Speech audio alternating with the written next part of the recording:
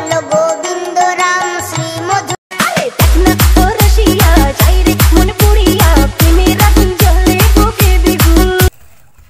কি বৌমা, আমি এখানে ঠাকুরের গান করছি আর তুমি এখানে ডিজে গান করছো? অবশ্যই মা, করতেই পারে, এটা আমার বাড়ি। কি? এটা তোমার বাড়ি? এটা আমার ছেলের বাড়ি।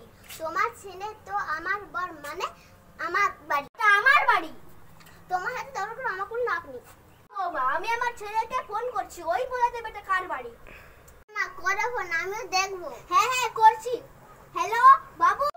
হ্যাঁ হ্যালো, তুই তাড়াতাড়ি বাড়ি আয়। হ্যাঁ হ্যাঁ আসছি।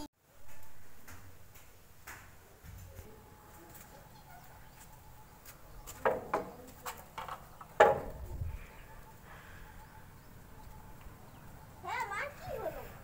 দেখ না, ও বলছে নাকি এটা নাকি ওর বাড়ি। হ্যাঁ হ্যাঁ না না, হ্যাঁ হ্যাঁ না না, এটা তো তোমার বাড়ি। হ্যাঁ দেখ না, এ কি বলছে এটা নাকি ওর বাড়ি, তো আমারই বাড়ি। যাই হোক, উফ কি গরম, একটা এসি নাই।